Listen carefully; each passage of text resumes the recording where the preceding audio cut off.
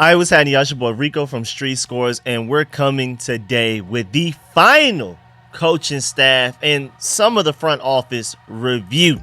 We're going to break down and list off every coaching hire that we've made this entire cycle since Adam Peters got here. Everybody that Dan Quinn has brought in, we're going to list the name, we're going to list their title, and then I also have some major observations coming from this coaching staff. Mostly great, but some questionable. Of course, we got to talk about how some of the Washington Commanders players are even excited. Also, we got to talk about how the Commanders will go from a top front office and coaching staff landing spot to potentially a top free agency destination as well. Also, of course, we got to talk about why Washington fans should be very excited about this final coaching staff. Even some of the questionable hires, we should, when in doubt, give this coaching staff the benefit of the doubt for everybody. And of course, again, in this coaching staff, we have elite player development. We're going to talk about that. Are we going to go from worst to first in special teams? Does the Washington Commanders have the perfect chemistry in the front office? Is this the best case scenario for a deadly run-pass balance for offense? And will this coaching staff be able to resurrect the dead first round and even some second round picks that we have currently on this roster to bring that value back to this team?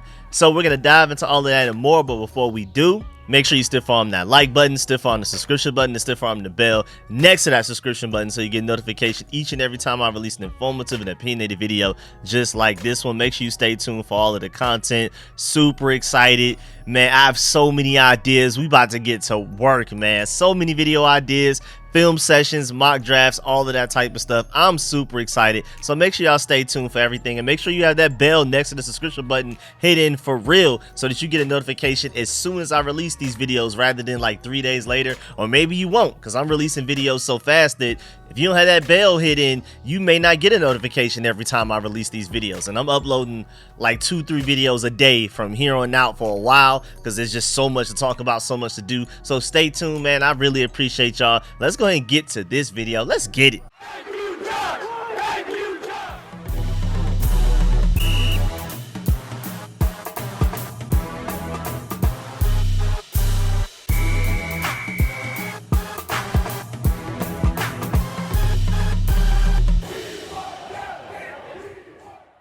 First of all, I want to shout out some elite Cash App donations, man. My dog, Hey Scotty, man, appreciate that big time for the big donation to the Cash App. I read your message. I appreciate that, man. Big love there. And also shouts out to my boy Young over there for the Cash App donation for a couple of days ago. Since y'all donated through Cash App and I wasn't like live streaming and y'all didn't donate like directly through YouTube while I was live streaming, I wasn't able to shout y'all out. I made sure I was going to shout y'all out in the video. So I really appreciate y'all for those donations, man. Big time. Y'all don't understand, man. Y'all really don't. I really appreciate it. But moving on from that, I want to start off with the fact that Commanders players are very excited. Now, granted, we don't have like every Commanders player giving their thoughts yet. They're not in front of microphones, but so far just on Twitter alone, we have Jeremy Reeves super excited, and he was going back and forth with fans last year and getting mad back at fans for getting mad at the team and things like that. Now he's just all happiness. He said Washington fans should be excited. These guys are the real deal. Trust me. When talking about the entire coaching staff, he tweeted it out 2 days ago. Also, I want to point out the fact that like within minutes of Cliff Kingsbury being announced as our offensive coordinator, Eric Bieniemy still wasn't even technically fired yet. And then Jahan Dotson was super excited. He said super tough with a crying emoji. And then Brian Robinson basically tweeted out 3 flame emojis. Everybody was in support of the Cliff Kingsbury hire, and these guys are very excited. I can't wait for these guys to step in front of a microphone for the first time so we can see how Terry McLaurin feels about this, especially how we see Jonathan Allen feels about this, because he was basically threatening, yeah, I'm about to get up out of here, man. I'm about to ask for a trade. I don't care. It's too much. I can't deal with this. I feel like, and I'm pretty confident to say that his opinions of this coaching staff has completely hit a 180 going from Ron Rivera to now Dan Quinn and everybody that we have under them. Now, let's get to the major observations that I've noticed from this coaching staff that I feel like every fan should think about. Well, first of all, Brian Johnson won the assistant head coach tag, which is actually pretty crazy. But we're going to get to that.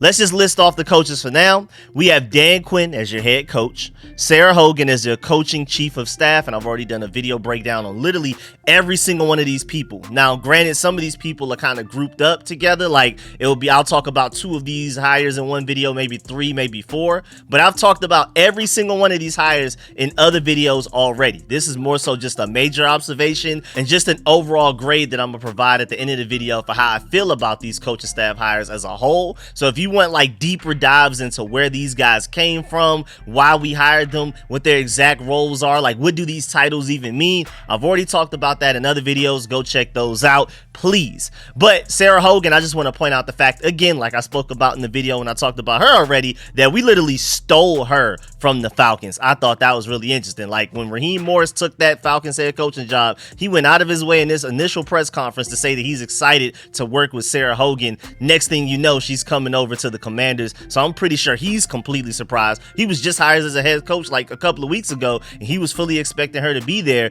So that's really interesting. Then we also have celebrity actor Pete Onigian, who will be our player development coach and basically work under Doug Williams. I did a whole dive onto that and like what movie roles he's played in and all of that stuff in another video. Then on offense, you have Cliff Kingsbury as the offensive coordinator, and he will be the play caller. David Blau will be the assistant quarterbacks coach, right under Tavita Pritchard, who will be our quarterbacks coach. Then you have Andre Coleman as the offensive assistant. You have Bobby Ingram as your wide receivers coach, Bobby Johnson as your offensive lines coach. You have Brian Johnson as your assistant head coach and offensive passing game coordinator. Anthony Lynn as your run game coordinator and running backs coach. You have David Rye as your tight ends coach.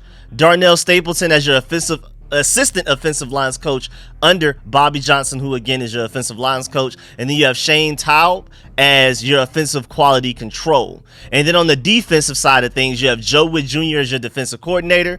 You have George Banco as your defensive quality control. Tommy Donatello as your defensive backs coach. William Gay is working directly under him from the Steelers as your assistant defensive backs coach. Then you have Daryl Tapp as your defensive lines coach, with Sharif Lloyd working directly under him as your assistant defensive lines coach. And Ryan Kerrigan is not only your assistant linebackers coach / outside linebackers coach, but also your pass rush specialist. I'm very excited about that. Also, we have Ken Norton as our linebackers coach. That's a big one. And John Pagano is coming here just to be a senior defensive assistant. That's big time as well, man. And then arguably one of our best hires, Jason Simmons as our defensive pass game coordinator. And then you also have on special teams Larry Izzo, our special teams coordinator. I'm telling y'all, man, if you don't want to trust anybody else, trust me, this staff is elite on paper. We're going to talk about this later in the video, why on paper matters. Context matters. We haven't played a single game yet, so we don't know if this thing is going to work out. Look at what happened with the Panthers last year, where they thought they hired a star-studded staff, even though I feel like this staff on paper was even better than the Panthers staff this time last year on paper. But still, that staff didn't work out. They had all of these elite NFL minds, all of these stars, these guys that are well known across their times around the NFL and college football and stuff like that. And we're doing the same thing. I feel like we've just done it to an even higher level, but we still got to see if they mesh together well, if there's chemistry, if all of the roles and responsibilities are specifically designed and everybody knows exactly what they're supposed to do, what they're not supposed to do, who to trust for certain things and things like that. That's Dan Quinn's job for the most part. But yeah, so that's why I'm saying on paper, this coaching staff is elite, but I want to emphasize on paper because we still have to go. We haven't even played one game yet, so we'll see how that goes. Now, again, back to the major observations, going back to Brian Johnson, where I left off. The fact that he has the assistant head coaching tag is very interesting because I thought Anthony Lynn would get it. I thought that was the way that you could somehow pull him from the 49ers with all of the good stuff he had going. I mean, he just was at the Super Bowl with them, just reached the Super Bowl with them as their run game coordinator. It's not even like he's coming over here to get a promotion. He's doing the same thing for us that he was doing for them. So, I mean, like, to leave the 49ers with Christian McCaffrey, you were just in the Super Bowl with that elite team that you're probably favorites to go back to the Super Bowl next year. To leave that and come here and to not even get the assistant head coaching tag added to your role and probably extra pay and things like that, extra responsibilities, more power. Very interesting. I'm not gonna lie, man. I don't know how Dan Quinn and Adam Peters pulled it off, but that's a heist right there as far as coaching hires goes. And then I thought maybe Cliff Kingsbury as your offensive coordinator that runs the entire offense, the play caller, all of that would potentially get it. Or maybe even Dan Quinn's right-hand man, the guy that he's closest to out of any other coach hired on this coaching staff. Out of those like 30 names I just read to you, Joe Witt Jr. is the guy that's closest to Dan Quinn by far. And he's the defensive coordinator, and he's going to call plays for the defense. This is going to be the first time that Dan Quinn hasn't called plays for the defense in a while. And he's given Joe Witt Jr. that responsibility. He trusts him to do that. He believes in him that much. And even that guy doesn't have the assistant head coach tag. But then Nikki Javala came out and cleared up the fact that she said, though Brian Johnson has the assistant head coaching tag, Kingsbury will still remain full control over the offense. The tag is more to give Johnson more experience with the organizational side and the things head coaches handle that may help set him up for future head coaching opportunities. So really, if anything, it's just them giving Brian Johnson a chance to learn how to be a head coach behind the scenes, do some things that like Dan Quinn will show him, take him basically under his wing, like this is how you do this, is how you do this, this is how you run these things, this is how you operate in these situations, this is how you handle these scenarios, things like that. And that's pretty cool. They're basically just doing Brian Johnson a favor and putting him in like a head coaching mentorship program type of thing, like come on, like basically like a head coaching internship while you're also a passing game coordinator and going to be tasked with helping develop whatever quarterback we end up drafting potentially at the second overall pick if we do that. But again, they're getting him because he was the Eagles offensive coordinator last year, and granted the Eagles fired him, but that's still a major step backwards for him to come here and just simply be the passing game coordinator. So basically to help entice him to potentially take that job, they probably told him like, hey man, we'll give you the assistant head coaching title, just come be our passing game coordinator, just stick around for a little while and then we'll groom you to potentially be a really good head coach that another team would want to take a chance on later in the future. So I like that. I think that's basically a big win-win on both sides for that one. Also, another major observation, the combination of Cliff Kingsbury's mastery of a passing attack and Anthony Lynn's mastery of a rushing attack is elite.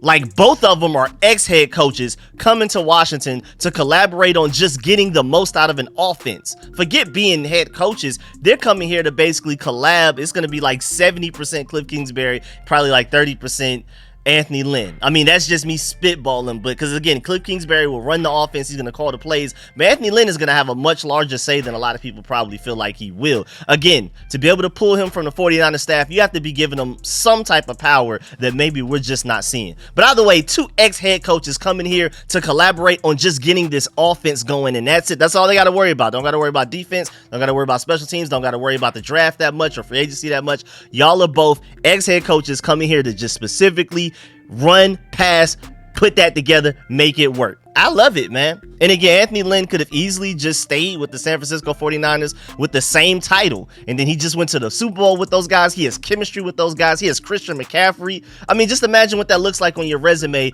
every year that you're coaching Christian McCaffrey and he's out here going crazy. That's going to look good on you. And he left all of that behind to come here. So it says a lot about the fact that he wanted to come here. Like, that's a lot to leave behind. But I love how they will balance each other out. And I'm very confident that we will have a healthy and efficient pass run balance. Many of us fans were complaining about the Commanders not running the ball enough last year, and even the players were complaining as well. We saw some article come out like last week or 2 weeks ago where a lot of players like actually like somebody went back and spoke to the players and they spoke out about it and was saying like, yeah, we asked him, Eric Bieniemy, to run the ball more and he just wouldn't, and they were really frustrated about it and everything like that. And so I know Cliff Kingsbury loves his pass heavy, shotgun heavy air raid system, but Anthony Lynn's strong influence will give our offense a sort of checks and balances type of thing, like where no one aspect or part of the offense will overpower the others. It's going to be a great balance. Cliff Kingsbury even said it is initial presser that is going to be a collaborative effort with Anthony Lynn. I'm very excited about that because I feel like Cliff Kingsbury unchecked, I feel like we can have a really good passing game, but I'm just not sure how balanced we'll be. But with Anthony Lynn coming in, I'm sure it'll be very balanced. Also, shouts out to Peter Schrager for this interesting fun fact here.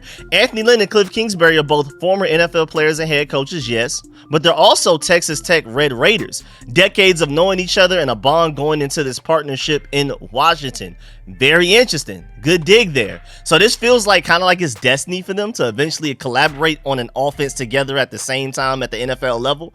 Maybe the stars just aligned on this one.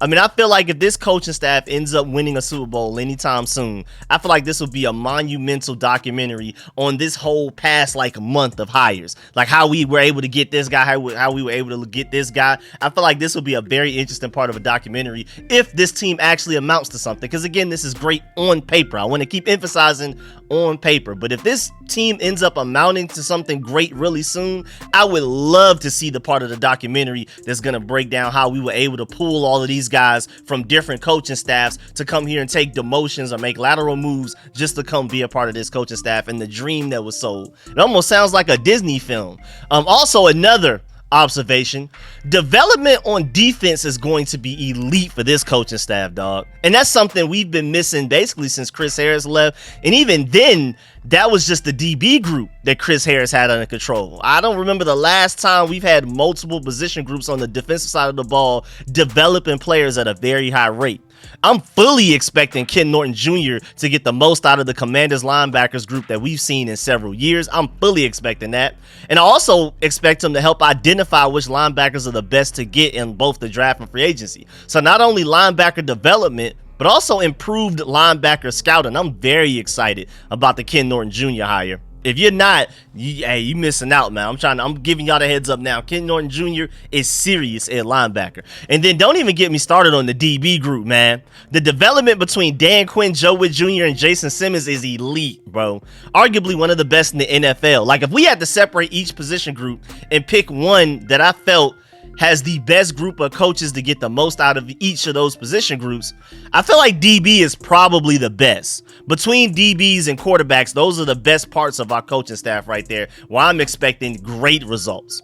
And then moving on to the defensive line, we have a few fairly improving guys there, but with us not only hiring an assistant D-lines coach to help the defensive lines coach, the fact that we also gave Ryan Kerrigan the title of peer pass rush specialist, I love that. So we have 3 fully employed coaches dedicating every waking hour to improving our defensive line's ability to get to the quarterback. I'm in love with that. And I really like the fact that we have Ryan Kerrigan in that role, because me personally, he was never really like a freak athlete like that with like elite speed or elite quickness or anything. Like, he just didn't have like elite God-given natural ability.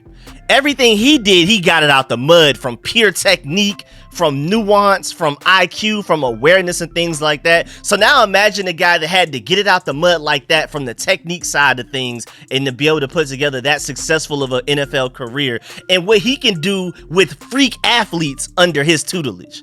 I'm telling you, man, I'm super excited about the potential of that. And them poor boys, poor Ryan Kerrigan and everybody else that was a part of this staff the past couple of years, especially on the defensive line side, because I felt like a lot of what they had to do this past year was undo the bad that Sam Mills III did. Because remember when Warren Sapp was coming up to help with like training camp and things like that, he was saying like, man, this Sam Mills III guy is literally teaching them the exact opposite of what I would teach them. And so to me, I feel like poor Ryan Kerrigan and company have basically had to spend all last year unteaching all of the Sam the Mills stuff, all of the toxic things that he put on our defensive line group's heads and into their technique and things. That takes time to undo what you've been taught. And so now from there, we can actually start to teach them what we want them to actually do, and we basically have a clean slate moving forward. So I'm excited about this defensive lines group as well. Even though it has the least proven group of coaches out of the defensive side of the ball, I'm still very excited about it. But the DB group and linebackers, oh man, I'd be extremely surprised if we don't develop players at a high level in those 2 groups right there. And speaking of development, of any staff that can finally get first round pick value production out of Emmanuel Forbes and Jamin Davis, and day 2 pick value and production out of Fedarian Mathis, Quan Martin, Benjamin St. Juste, Percy Butler, just to name a few, it's this one. This coaching staff has such a long history of player development, and also players having their best years of their careers under some of these coaches that we brought in. So if these guys, the guys that I just named, Emmanuel Forbes, Jamin Davis, and others, are not able to succeed under this coaching staff, maybe they just can't succeed, period. And it doesn't matter where they go, they're just not fit to succeed at the NFL level. That's how confident I am in this coaching staff. But again, it's not just names.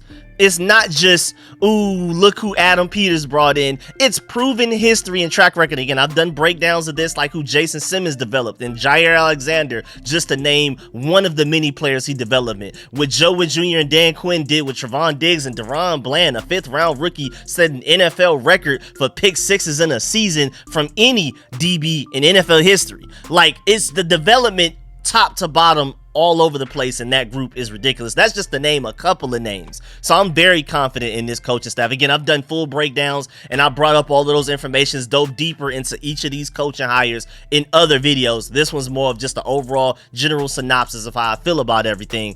And how about quarterback development? Speaking of quarterback development, because again, you can argue our DB group and our quarterback group, as far as our coaching staff goes, is probably the best on the team and arguably some of the best in the NFL.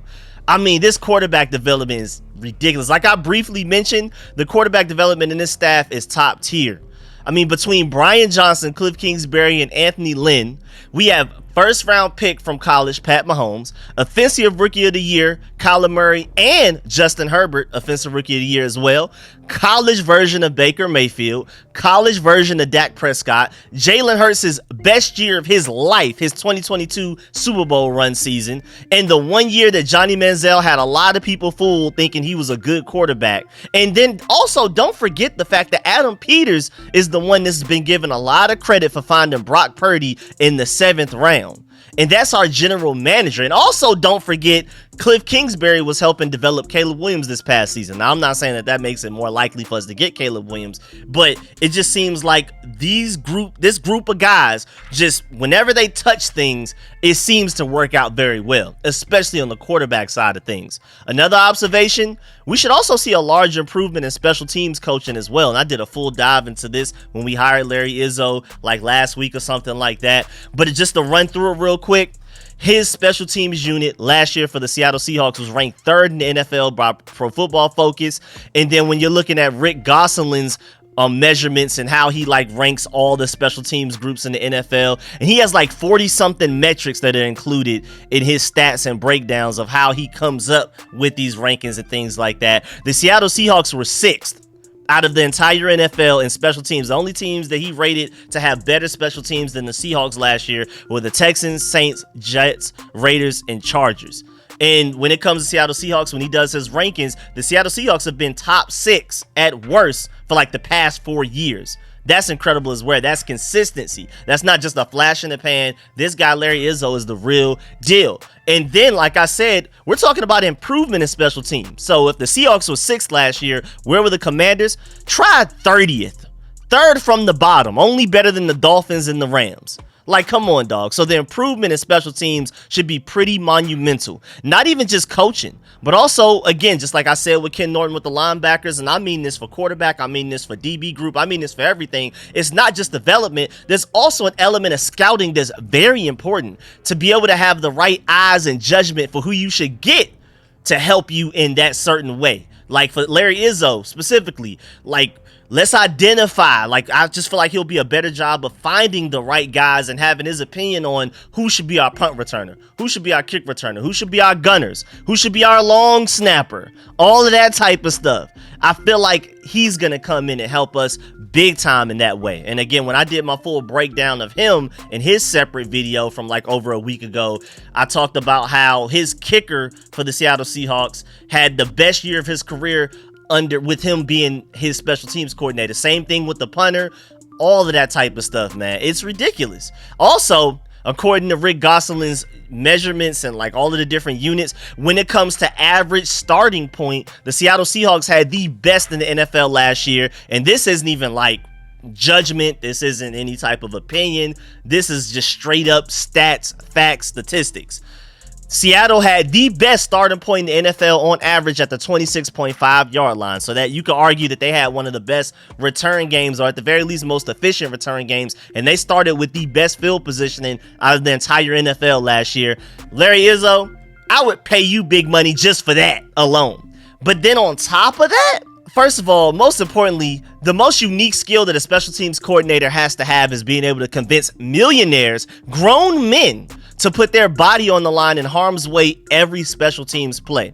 And not only is Larry Izzo elite at doing that, but he has also found a way to even get that out of Pro Bowl players. And that's magic at that point. Like, I don't know how he managed to do that. Because ain't no way me as in Rico being like me, Rico of Street Scores, I'm a Pro Bowler and I'm making millions of dollars. And you ask me to go out there and also be a Pro Bowler on special teams at the same time? Like, I'm looking at it like that's for lesser talented people. Let somebody that doesn't contribute on defense or offense do that type of thing. But somehow Larry Izzo got Julian Love to do just that last year. And that's a very underrated hire right there. I could see where some people would say that Larry Izzo was probably our biggest home run hire of the entire offseason, because that's amazing. I don't even know where to begin. Again, like I said, to convince millionaires and grown men to go out there and basically just run into brick walls, basically have car crashes every time they're on the field, basically, is just phenomenal in itself. That's why a lot of people feel like special teams coordinators make the best head coaches, because you can't be a better motivational leader than a special teams coordinator. With what they're asked to do and what they ask players to do, Larry Izzo is different, man. I appreciate him. I also feel like another major observation is looking at who we retained from the previous staff, especially with wide receivers coach Bobby Ingram. Since the next regime preferred to keep him rather than hire somebody else from the outside like they did with most of our hires, especially somebody Dan Quinn of Cliff Kingsbury has worked with before somewhere else at another place, another NFL team, another college team, that says a lot. But it also shows that this next regime feels like Bobby Ingram was not the problem last year. And I think that's really important. They don't blame him for the big step backwards our entire receivers core took last year. They clearly feel like it was more of a Sam Howell or Eric Bieniemy problem. And then on top of that, Jahan Dotson tweeted his approval when it was announced that the Commanders were retaining Bobby Ingram. He was very excited. So I'm excited to see if he was just truly surrounded by bad circumstances last year, and to see, like, man, poor him. He was just doing the best he could, and it was really out of his control at that point. So I'm very intrigued with the fact that, because again, Dan Quinn, Cliff Kingsbury, Joe Wood Jr., Adam Peters, that combination of people went and brought in so many outside guys. So them keeping Tavita Pritchard, Bobby Ingram, and Ryan Kerrigan says more about those three guys and how the next regime feels about them than anything else, because they easily could have brought in guys that they've worked with before. Like Dan Quinn, I'm pretty sure he has some guys from Dallas, from the Atlanta Falcons, from the Seattle Seahawks, or even going back to the Florida Gators, like a couple of guys that we brought in this hiring cycle that he potentially could have brought in as a receivers coach, a quarterbacks coach, or a pass rush specialist. For him to choose those three guys to keep from the previous regime shows how high he is on those guys, because his connections run long. So we'll see how that goes. Also, another observation is, of course, with all of this elite experience in the coaching staff, how do we do this? We have so many ex-head coaches and offensive and defensive coordinators coming here for smaller roles. You can only have one head coach. You can only have one offensive coordinator. You can only have one defensive coordinator. How do we manage to pull this off? Because just on the offensive side of things alone, we have two former head coaches and a guy who was interviewing for head coaching jobs just this cycle. That's crazy in itself. And three people in this offensive staff have called plays for NFL teams before. That's insane right there. And then on the defensive side, if you include Dan Quinn, who's now our head coach, and Joe Wood Jr., who is now a defensive coordinator for us for the first time in his NFL career, the Commanders have 4 defensive coordinators in their defensive staff. Again, if you're including Joe Wood Jr. and Dan Quinn, we have 4 defensive coordinators on this staff. I think that's absolutely incredible, to be completely honest with you.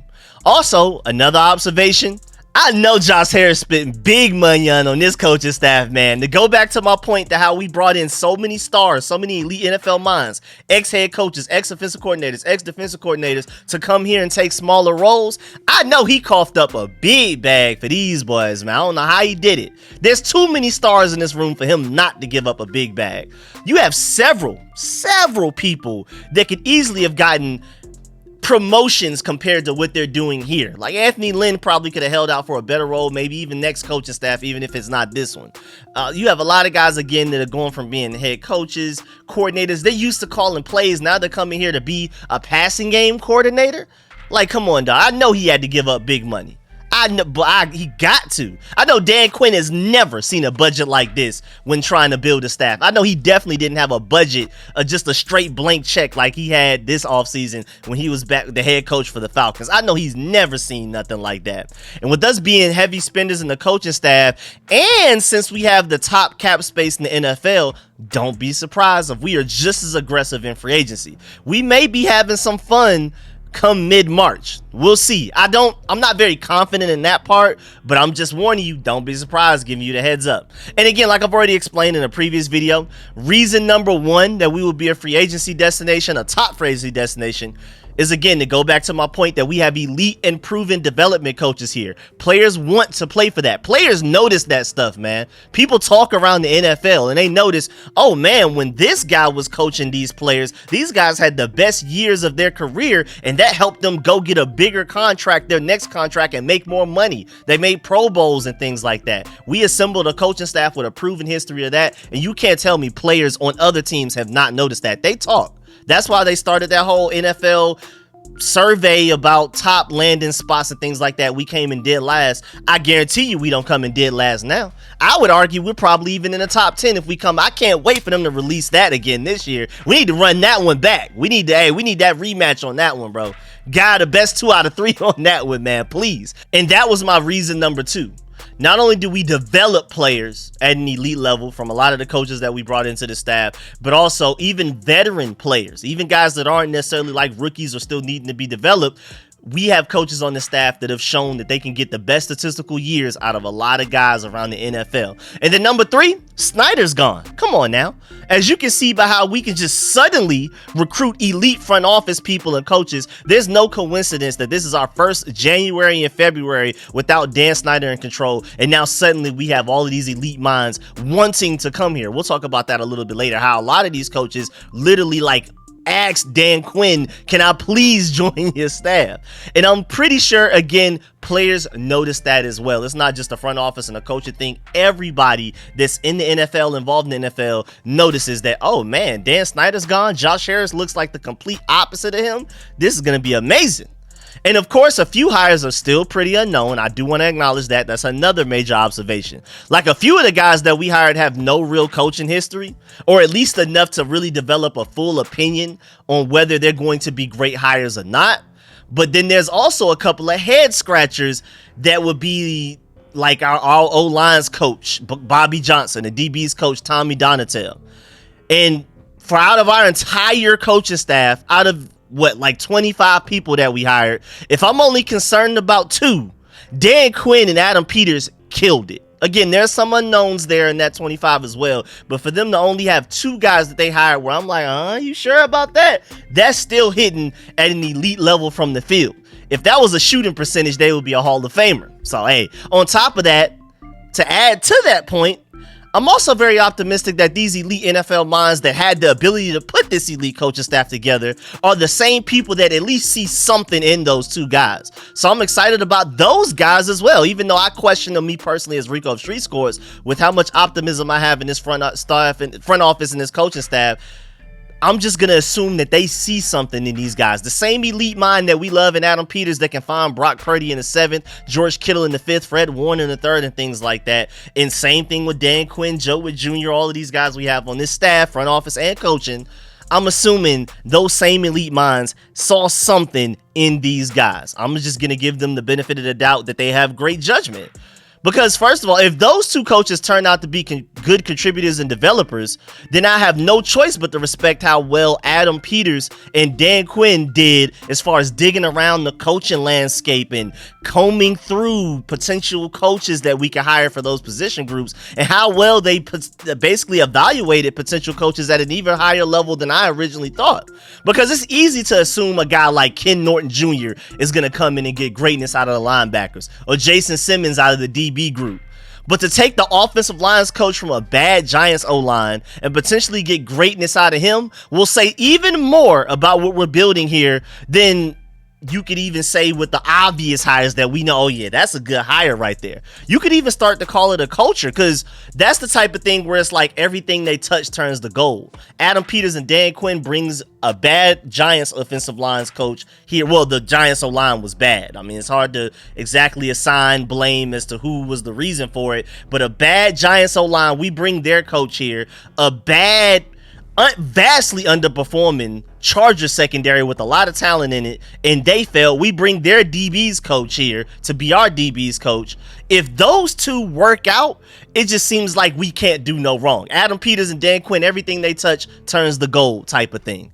And then also, I appreciate the fact that this coaching staff and front office, with those two questionable hires, went out of their way to bring in elite coaches to surround those guys with, to raise their floor. Like Bobby Johnson can only be but so bad with Anthony Lynn in there helping him. Tommy Donatello can only be but so bad when you have Jason Simmons, Joe Witt Jr., and Dan Quinn helping you in your corner. So I love the fact that even with the only two questionable hires that we have out of this entire coaching staff, we have guys around them that are going to help them. And I think Cliff Kingsbury, you can even argue he's kind of like a hot, cold hire. Some people love it, some people hate it. I'm in the group that loves it. But Anthony Lynn would only allow Cliff Kingsbury to get but so pass happy, but get so far off the road and off schedule from what we need to be doing. So I'm really excited, man. I feel like no matter what concerns you may have about this coaching staff, there's an answer somewhere else on the coaching staff that's gonna help. So I'm super excited about that. But again, we got to also talk about this is on paper. But another random observation is that most of the coaches we hired here had interest from several other teams, and they chose us. Especially guys like Tavita Pritchard, Brian Johnson, Kid Norton Jr., Jason Simmons. And y'all saw that the Raiders clearly wanted Kingsbury and even thought that they had him. That's big time. Again, some of those names that I just gave you, even on top of a few more, Tavita Pritchard, Brian Johnson, Ken Norton Jr., Jason Simmons, it was reported that several NFL teams not only wanted them, but some other NFL teams are willing to give them a higher role and a bigger title, more responsibility, more power than what we gave them. That's crazy. That means that they're all bought into the vision. They truly believe in what we're building here. I'm super excited. Don't forget that earlier in this offseason, we had Adam Peters, Ian Cunningham, and Alec Hallaby, arguably the top GM candidates this hiring cycle, fighting to win this GM job. And then after Adam Peters got the job, Ian Cunningham and Alec Hallaby just decided they were just going to go back to where they were, which shows that they were only willing to leave their current situations for our GM opening. That's it. And basically, other than that, they'll just wait until next hiring cycle, I guess, to see how that goes. And basically, our GM opening was the only one that those top three GM candidates were interested in. Other than that, they were like, I'll just cool it. Ian Cunningham, I'll just stay with the Bears, man. I'm good with what I got going over here. Alec Hallaby, I'll stick with the Eagles. I'm chilling.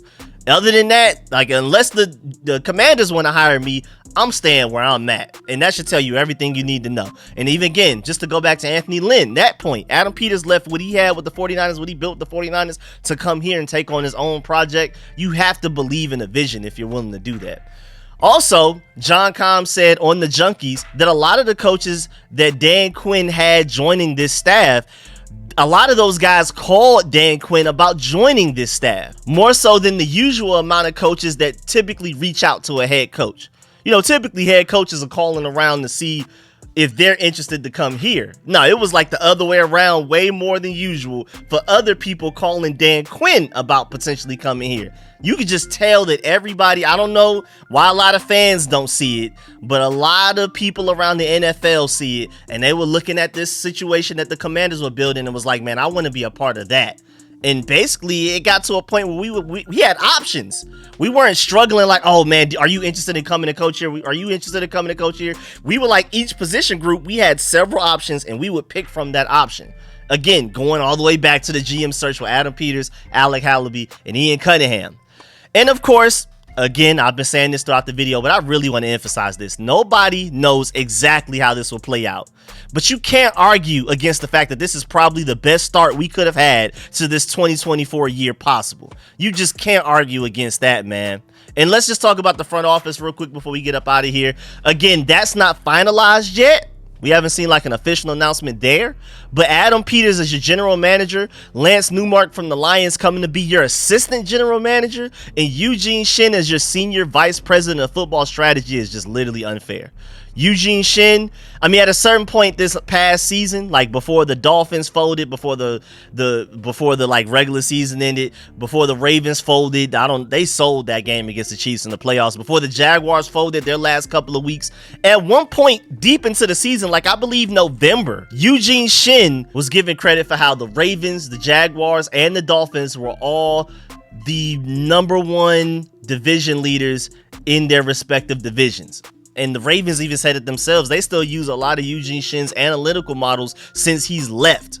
He helped build. He didn't, you can't necessarily give him most of the credit, but you got to give him his credit for helping build the Dolphins, the Jaguars, and the Ravens to what they are today. And he's just the analytics side. Then you have Adam Peters, arguably the best talent evaluator in the entire NFL, especially when you're talking about the late rounds. Again, I've already done a full 30-40 minute breakdown on each of those guys that I've just mentioned. So if you want to go check those out, because I do a full breakdown of all of the guys that Adam Peters gets credit for drafting to the 49ers, especially the late round guys and things like that. But what I love is that Adam Peters is pure football guy, pure X's and O's, pure film study, scouting. He's the guy on the field, arms crossed, shades on, okay, at the Senior Bowl, at the combine. Eugene Shin is the complete behind the computer analytics, models, stats, and things like that, odds. And so that's his side. Then we bring in Lance Newmark, who's already an expert in his own right, to basically come be the translator between Adam Peters on the football side and Eugene Shin on the analytical side. He's had experience. This was even pointed out when we hired him, that he has experience relaying information back and forth between the football and the analytics side to each other. I mean, that's a home run hire. I wasn't even looking for that. Like before we announced that we hired Lance Newmark, I didn't even think about the fact that we necessarily needed that.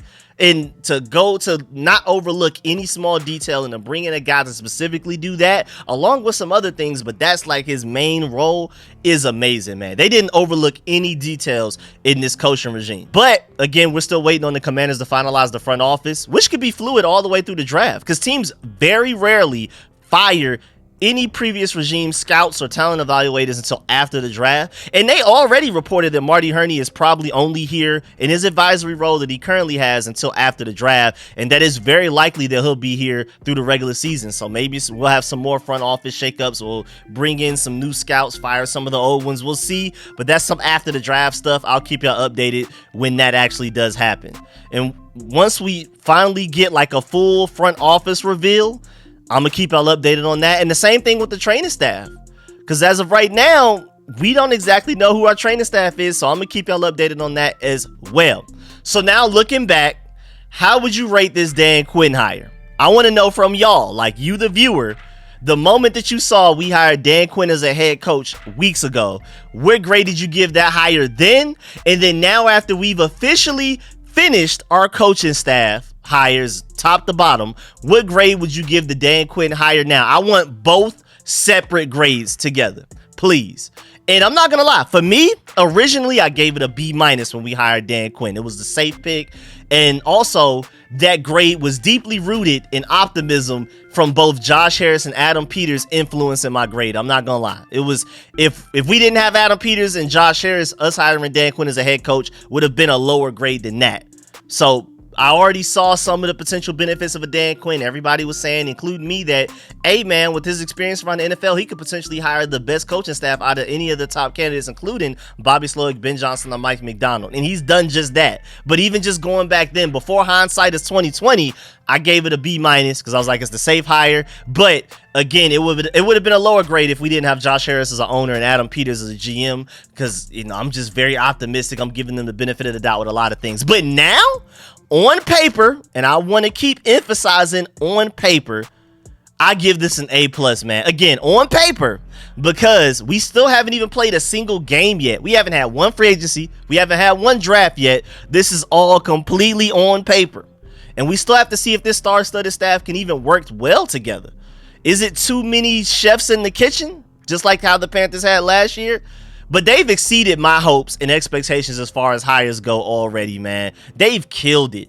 But again, we got to see what's going to happen, how it's going to play out on the field, what's going to be the results on the field as far as wins and losses go. But this is probably even more irresponsible than grading a draft immediately after it ends. Grading a coaching staff within just a week or two after we've made the hires is incredibly irresponsible, but I'm just grading it to convey how optimistic I am about this coaching staff, basically. That's the only reason I'm here. So I give it an A at the very least, just straight A at the very least, but I'm leaning towards A+, I'm not gonna lie. I never thought in a million years that we could bring in this many elite NFL minds. I thought we may be able to bring in a couple. I was very optimistic. Josh Harris is the owner, Adam Peters the GM, Dan Quinn is the head coach, that we may be able to bring in a couple of steals, a couple of home runs, but I didn't expect for them to shoot this high of a percentage from the field. I mean, Steph Curry numbers. It's crazy. You mean to tell me that it didn't take us years to put together a coaching staff and front office like this? And it's this great on paper within just a couple of weeks? I mean, if you're thinking about from the start of hiring Adam Peters as GM to where we are now, it's only been a couple of months. And typically for a coaching staff this elite with this many elite minds, at the very least, it takes a few years for a team to put together, let alone most staffs never do it. We haven't had a staff this elite, again, on paper since I've been alive. I wasn't alive to see any of our Super Bowls. So since this entire Dan Snyder era, we've never had a coaching staff this star-studded with this many developmental coaches, with this many elite minds, all working together for the same goal of making the Burgundy and Gold a Super Bowl contender. We've never had that. So I know this is on paper, but this is the best on paper I've ever seen going into a Burgundy and Gold off season, regular season, whatever you want to talk about. So hey man, I'm giving it an A. It was a B- at first. I'm giving it an A+ for the optimism, but again, this is on paper. It's irresponsible to judge it as of today, but just looking forward, I'm just assuming they're about to kill it. There's no way we have all of these elite minds and we don't kill it. But yeah, man, that's the end of this video. Please get in the comment section. Let me know about everything discussed in this video. Please stiff arm that like button, stiff arm the subscription button, and stiff arm the bell next to that subscription button so you get notification each and every time I release an informative and opinionated video just like this one. Make sure you stay tuned for all of the content. Of course, let me know in the comment section how you feel about all of my observations. Do you agree or disagree? But most importantly, what would you grade the Dan Quinn hire? What grade did you have for it when it first happened? And what would you grade it as of right now, knowing what you know with all the hires that we made, front office, coaching staff, and things like that? And of course, we're probably going to do like an updated, what would you grade it now after the draft, after free agency, and things like that to see if it goes up or down. We may do like a stock up or stock down on this whole Dan Quinn hire as we progress through the offseason and the regular season potentially as well. Hopefully the postseason. Let me know how you feel about all of that and more. And man, just stay tuned for all of the content, man. I have so many ideas. I can't wait to get to y'all, mock drafts, all of that. Stay tuned. I'm gonna catch y'all later. I'm out.